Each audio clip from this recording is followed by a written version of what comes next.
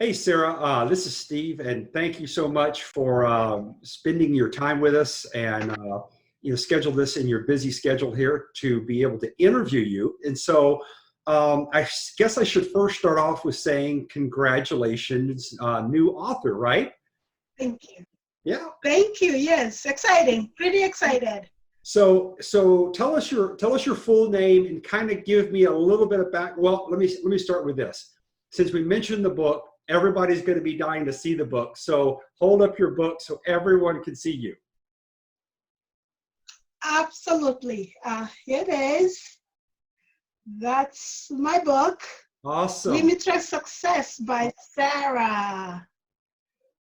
I love it. It looks awesome. Okay. Thank you. Yeah, there's the back of it. Thank you. Awesome. So now tell me Yes. where are you at right now, Sarah? I currently live in a small town called Webster, Massachusetts. It's about an hour away from Boston. So ordinarily we just say we are from Boston, Massachusetts, but Webster is the hometown. Got it. Okay. I know I've been up there before to Worcester. So that's somewhere close in that area, isn't it? Actually, it's Worcester. Worcester. A lot of people say Worcester, but it's Worcester, yes. But don't feel bad about it. That's how people pronounce it.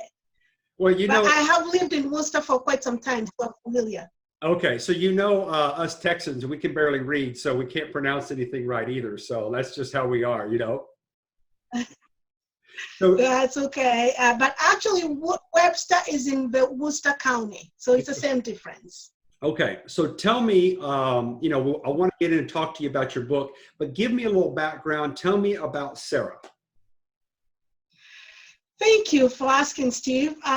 Serah is, I am originally from Kenya, East Africa. Okay. And I wasn't born thinking that, and growing up, I wasn't aware that someday I'll be able to hop on a plane and get to the United States. But as nature intended, here I am. I actually went to school in Kenya, and I still have family members there. Mm-hmm. And I went to high school there, but most of my college life I've done in the United States. Okay. So I migrated to United States in August 1992. And since then, it's been a very rewarding experience. I have embraced the cultures here. It took time to get acclimated, but I feel like I'm more fulfilled having experienced the best of both worlds. Okay, outstanding. So you have a very rich heritage, history, and when you say you came here to study, what did you study and what do you do right now? Actually, I came to study I originally wanted to do nursing, but I actually ended up doing what we call certified rehab counselor. It's in human services field. I love working with other people, and especially people with disabilities. I have worked with people with all kinds of disabilities, ranging from autism spectrum disorders, acquired brain injury, learning disorders, and people of all walks of life. I don't see disabilities as anything else but abilities in a different way. And that's my message to people.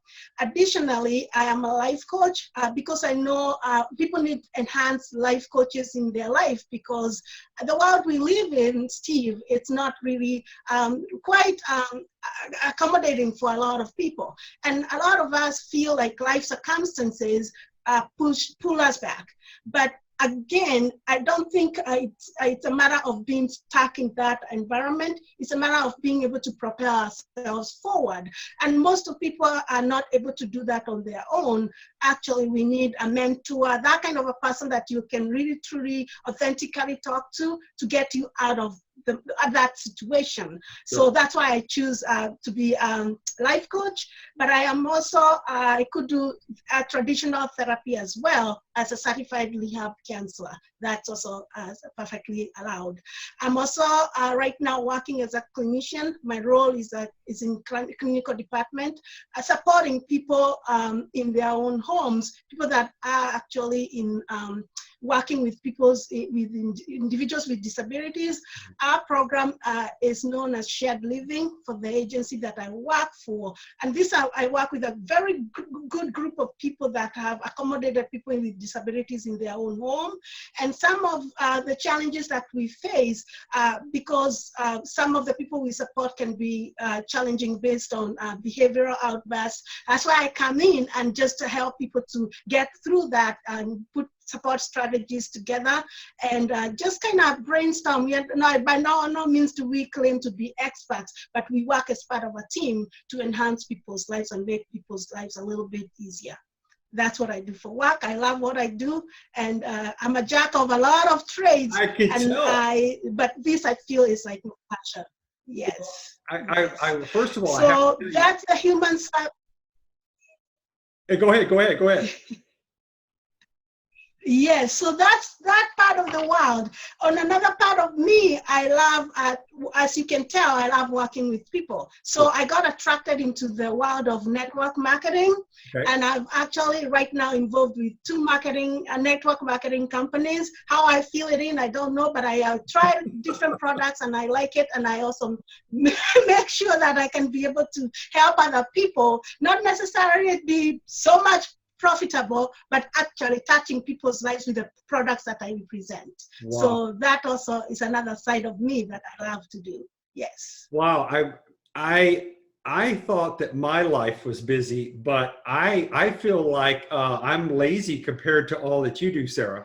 Oh my gosh, that is amazing. Yes, it's a lot, but also we talk about a lot about you cannot talk the talk and not walk the walk.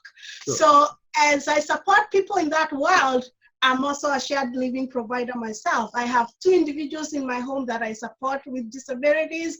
I share a home with my sister, and people that know me know that everybody is welcome in my house. But so with my sister and her kids and two individuals we support, that has become our family. So when you talk busy, Steve, yes, I run a very tight ship here, but yes, we make it work. Yes, you do. I'm blown away. And so, like I said, very seldom, as Texans, like I said, we're not the brightest guys in the drawer, but we usually make up for that because we're just super hard workers. And oh my gosh, yeah, you should move to Texas, because I think you should have been born here because you outwork everybody. You know what, I love Texas. I was there actually last year around, I believe it was October. It's like July, October. I was there in Dallas. So I love Texas. So maybe who knows what the future brings. Who knows? Wow. That's right. I'm just so impressed. So now in the middle of all of this, I don't even want, if I were to start counting all the different things that you do between you're as a clinician, a life coach, you're doing shared living, you have multiple people that you have in your home that you have created a family for. And on top of that, you're in network marketing. And somewhere in the middle of all of that, I don't know when you sleep, but you had the ability, and you wrote a book. And we just saw your book. So I don't know, I mean, in my mind, I'm just sitting and go, where did you find hours in the day and still sleep? But maybe you don't have to sleep. That's the only way I can imagine you do what you do. So I love everything that you have presented here. Tell me what you wrote the book about, and tell me its message, your why. Thank you, Steve. I love school. I was always the one student that studious, diligent, not probably the brightest, but I made it work and actually got good grades in school. Sure. So my friend calls me an academician, and I say also I neglected to say, back in Kenya, I got a glimpse of teaching. A real bit of teaching for about a year and a half before I came to the United States. We were called untrained teachers. So once a teacher, always a teacher. So by that premise, I always like to participate in self-development projects, and writing a book was always something in my back burner. I was always under the assumption that someday I'm going to write a book, but what's going to be my message? So, Steve, I went through a life changing moment. I was married for a good 10 years. Uh-huh. And prior to that, I thought that I was always trying to be a perfect person. Wherever I go, I try to do the best job possible. So I walked into marriage thinking, okay, I'm going to do the best I can. Divorce is not, for me, it's never going to happen because I'm going to make it work. Lo and behold, it happened, and here I was in the bottom of the most bottom, and I thought, wow, anybody can be in my situation. The vulnerabilities, when I look back in my life, it all came together. During that moment of going through divorce, my divorce, as talked about in my book, was very unique in a way, because I think it was not only was it impactful to my own self, it also impacted my family members, my brothers, my sisters, my mom and my dad, in a sense, and also the community that I belong to. I am a very private person, but that moment became public for me, not because of my own design, but because of the nature of the divorce. It was dirty, it was ugly, it was done in a way that was really humiliating. And I had two choices at the time. Am I going to fall apart, or am I going to continue on? So I found a purpose in a way that I would be able to go on regardless of what's going on in the rest of my world. And my job became supporting people in the best way I could. My Jen, as I call her, she's one of the ladies that I support, became my mission. If I fall apart, she's going to fall apart. Wow. And my sister, who is younger than me, looks up to me. So in the night, I would cry my head off, but in the morning, my shoulder would be high. So I never really looked at the outside world. I just closed in and focused. And Steve, I got a lot accomplished in that time frame than I have ever done in the rest of my life. So anyway, that was part of it. But what it did for me the most was it gave me time to reflect. I was alone because of what was going out in the community. I was left with maybe 2-3 friends that I could call because it was dirty and ugly. My ex-husband got really sick, and I got blamed for it. I was told that I poisoned him. And that was striking because I don't know what I don't know. Being that the person that I am, I would never wish anything wrong to anybody. Sure. And that became the message that was passed out there. And I wasn't going to sit there and digest it. I totally refused. That was not who I am, but this is what I was going to be. So it gave me time to reflect on what I have done and what my journey has been this far. So destiny, as I just took it as something that happened in my life. It's my destiny. I had to go through it because life, as I say in my book, is going to turn out the way it was intended. There's a power in the universe that crafts and designs our life just the way it was intended. We can do everything right and the end become wrong in the eyes of everybody else. But I think if you give it your all, the good that you do will always come back to you. And that has always been my message. Those that are in hopeless and desperate situations, we are not stuck. We can still get up, we can rise. Tomorrow will still be, we are given another slate of life, and we can walk on this journey and bring it to the end. Because at the end, when I worked in nursing homes, I looked at people that were actually in their end of life stages. And the most regret they said was probably, it's not the money I made, it's not the wealth I have had, it's the relationships. It's all about the relationships. Yeah. So that's what we choose to do. And if I can change someone's life by reading my story, why not create this ugly thing that was intended to be ugly and make some good and some sense out of it? Yeah. And in that, I found the purpose. That's why the book is there. Additionally, I love the idea of vulnerabilities. Unless you have walked the walk, unless you have gone through those vulnerabilities, you can never embrace the positivities that come out of those vulnerabilities. So success and vulnerabilities go hand in hand.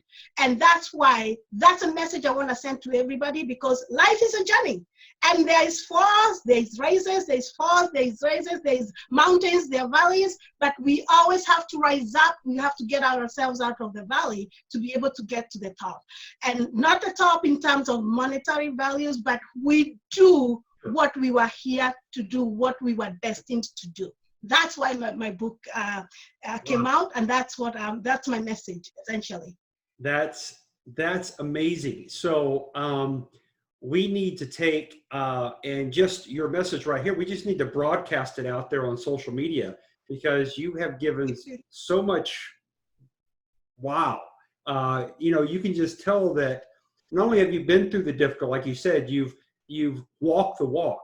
And what I think is so incredible is there's so many lives that you're going to be able to touch because of the difficulties that you didn't just endure, you didn't just survive them, but you moved to the next level. You figured out how to thrive when everybody else learns how to quit. So, wow. Absolutely. Yeah. Wow. Let me think. I mean, I'm trying to think, my favorite quote here that I saw Aristotle, actually, he didn't bring this idea. It was actually Socrates, I guess his grand philosopher. It came from Socrates through Plato to Aristotle, but Aristotle took the idea, be as you wish to seem, and he planted that seed in a young 13-year-old boy about 2,500 years ago, and his name was, maybe 2,300 years ago, his name was Alexander, and he became Alexander the Great, because this was the seed that was the acorn that grew into the big oak tree. And I see your philosophy here, the inspiration that you have of being that next acorn that you can hand to so many people. And here's the thing, is you're not just a philosopher. You're not just theory. You're like, no, I've learned this, and here's what I do. And if you want to come try to hang out with me for a day or a week, I think everybody would, what do you call it in UFC? They call it tapping out, because you would just outrun everybody. Okay, you've got so much energy, but I think it comes from a awesomely genuine spirit, authentic, that you have. So I am, wow. I mean, I'm just so happy to have a chance to interview you. I'm so happy that your book is published. And, I saw your book. Let me ask like a last question here. When you did your launch and people have seen the book, what has been the reaction that caught you most off guard?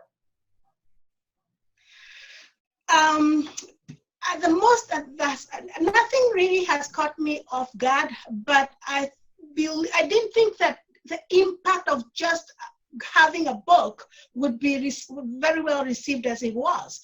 Steve, I have gotten calls, I have gotten messages, numerous messages, people that I thought that I was close to, that we were good friends, telling me now I know what kind of a quality and caliber of a friend that I have. And I'm thinking, wow, I've known you for 3-4 years. You're just realizing what kind of a person I am. So, which also brings me to the next point, that sometimes we always look at, we take for granted what's around us. Right. And if we can teach people to seize the moment, minute by minute, and I've actually referenced that in my book, we will be much more fulfilled, because we will not be focusing on the mind. The mind lies to us. Like whatever is surrounding us, it's lying to us. But the brain takes that and it's embedded in our minds. So that's what I want people to see. That's the reality of the true life. Because a lot of people, I get sad because I know a lot of people that are just going through the motions in life without really appreciating or where they are, wherever they are. So I think in the next wave, I hope I can share that message. It's not the greatness of what you have as it is what is around you. Appreciate that, because there's so much, no matter what you do or whatever you are, there's someone else that's out there that would wish that they were there where you are. So that's a message I want to share with people. Perfect. Well, I mean, I know that your book is going to do well, and I wanted to let everybody know that's watching the video, in the description below the video, your press release is going to be there, so they can actually see what was broadcast out. You've now been picked up on ABC, NBC, CBS, and I think Fox News, CW, and a couple other as well as that. So, you know, I'm so happy to see really extraordinary people, a wonderful lady like you, being noticed, you know, by the media. So I'm going to make sure all of that is in the video, and that'll also have your link, which will actually take someone, if they're watching the video, they can actually go to Amazon, which is where your book is available. They can get the ebook version or the print copy. Doesn't matter where they're at in the world, Amazon will get it to them. And so all the best to you. That's just, I'm happy to have gotten to know you. And as I see you, and of course you have this amazing smile because you're such a wonderful person inside. I just want to say congratulations. You've created a legacy here, and your legacy is going to be legendary. So congratulations. Thank you so much, Steve. And I thank you so much enough. I couldn't thank you enough. You, Matt Muiruriis, and the publishing Success Publishing Company, I thank you from the bottom of my heart, because you have made you've been a part of this journey, and you have made my life that much more rewarding. Thank you, and I'm sure you'll be able to help a lot more people in my position. I couldn't have done it without you, and your guidance was just amazing. Thank you again, humbled. When we spoke a few months ago, I didn't know how this was going to come to fruition, but I'm glad that we are here, and enthused that we are here, and more importantly, we are in partnership. Thank you. Absolutely, absolutely. Thank you again. You're so awesome, and thank you for your time. And somewhere along the way, you need a vacation. You know, you need to take a chill out. You know. I will, but I always find things to do. Actually, the idea of writing a book started in Mexico, so you never know. Yes. It will happen. Wonderful. Well, thank you again for taking your time. I know you're so busy, but you're wonderful. So thank you very much. Thank you, Steve. Thank you.